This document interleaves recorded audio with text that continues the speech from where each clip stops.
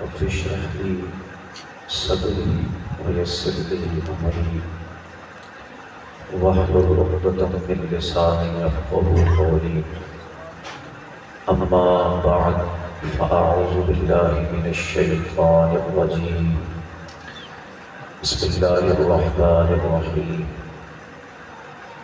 قال الله تبارك وتعالى في كلامه المجيد والفرقان الحميد إن الله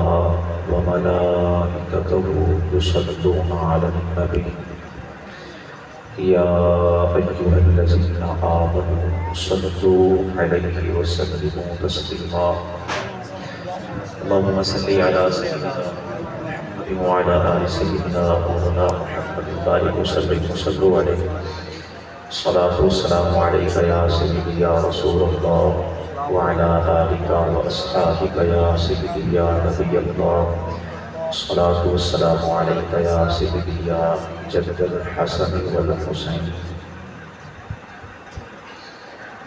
مولاي صل وسلم دائما أبدا على حبيبك خير الخلق كلهم يا ربي بالمصطفى بلغ مقاصدنا واغفر لنا ما مضى يا واسع الكرم يا رب صل وسلم دائما ابدا على حبيبك خير الخلق كلهم. تمام تعریفیں خالق دم یزل کے لیے جو مالک شش جہاد بھی ہے اور احسن الخالقین بھی ہے. اللہ جل وعلا کی حمد و ثنا کے بعد نبی اکرم نور مجسم شفیع معظم تاجدار عرب و عجم باعث تکوین عالم فخر آدم و بنی آدم سیار لامکان سید انس و جان نیر تاباں شہنشاہ حسینہ جلوہ صبح ازل نور ذات لم یزل صاحب علم نشرح معصوم آمنہ جناب حضرت محمد صلی اللہ علیہ وسلم کی ہدیہ ناز میں درود و سلام عرض کرنے کے بعد دعا فرمائیں خالق لم یزل میری زبان پہ کلمہ حق جاری فرمائے. زینت بزم صدارت حضرت علامہ مولانا محمد رمضان رضوی صاحب اور قبلہ حافظ قرآن محترم غلام قاسم صاحب اور مولانا سعید احمد باروی صاحب اور غلام محمد صاحب اور محترم حافظ عبدالحمید صاحب جملہ حفاظ اکرام و قرآن اکرام احباب ذی قدر. کافی وقت ہو چکا ہے اور ہم آقا و مولا مکی مدنی مصطفیٰ محمد عربی صلی اللہ علیہ وسلم کی ثنا اور تعریف کے لیے یہاں موجود ہیں اور یقین جانیے کہ یہاں پر آپ احباب کا موجود ہونا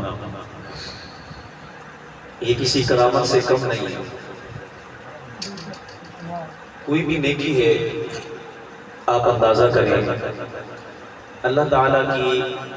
قوت اور اس کی عطا کے بغیر ممکن نہیں ہے. آپ کا مسجد میں باوضو بیٹھنا بارونق ہونا یہ اس بات کی دلیل ہے کہ رب کا کرم ہوا آپ تشریف لائے اور آقا مولا تاجدار مدینہ صلی اللہ علیہ وسلم کی تعریف سننے کے لیے اب حاضر ہیں. سرکار کی تعریف و توصیف آپ کافی دیر سے بیان آپ ثناخوانی سن رہے ہیں. یقین جانیے کہ یہ ایسا بزرگ تذکرہ ہے ایسا مبارک تذکرہ ہے کائنات میں آپ نظر دہرائیں تو ایسا آپ کو تذکرہ کہیں نہیں ملے گا کہ آقا مولا مکی مدنی مصطفیٰ محمد عربی صلی اللہ تعالیٰ علیہ وسلم کا جو تذکرہ ہوا، آپ کا تذکرہ کہاں پر نہیں ہوا؟ آپ دیکھیں، آپ کی بعثت سے پہلے آپ کے تذکرے تھے، آپ کی ولادت سعادت سے پہلے آپ کے تذکرے تھے، سابقہ امتوں میں آپ کے تذکرے تھے، سابقہ کتابوں میں آپ کے تذکرے تھے۔ آپ دیکھیں، ابھی کائنات بنی نہیں ہے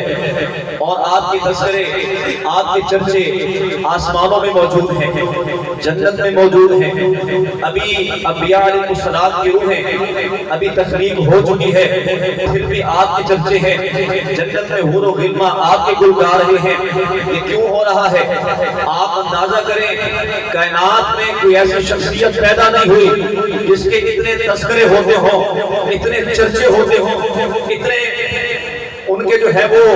نام کے گیت گائے جاتے ہوں، لکھنے والوں کی لکھائیاں ختم ہو چکی ہوں، بیان کرنے والوں کے بیانات ختم ہو چکے ہوں، سناخانوں کی سناخانی ختم ہو چکی ہو۔ آپ دیکھیں، جس طرف کان لگائیں آقا مولا محمد عربی کا چرچا نظر آتا ہے۔ وجہ کیا ہے؟ وجہ صرف یہی ہے، رب کائنات کا اپنے حبیب سے یہ وعدہ ہے، اے حبیب میرے بنایا تجھے ہے، اور جس انداز میں بنایا ہے، اور پھر وعدہ کیا فرمایا؟ فرمایا وَرَفَعْنَا لَكَ ذِكْرَكَ،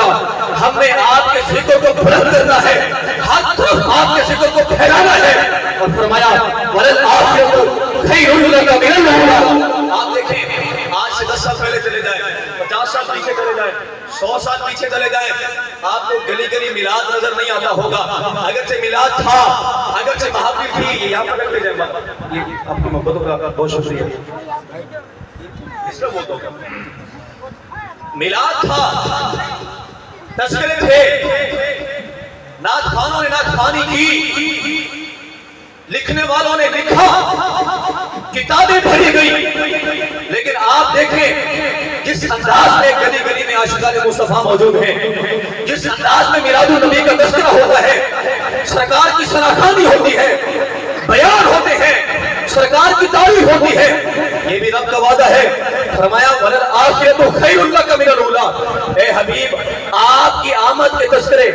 آپ کی تعریف و توصیف آنے والی جو ہر گھڑی ہے پہلے سے کہیں زیادہ بہتر ہونے والی ہے۔ سبحان اللہ، نعرہ تکبیر، نعرہ رسالت، نعرہ خلافت، نعرہ حیدری، علماء اہل سنت، جشن عید میلاد النبی۔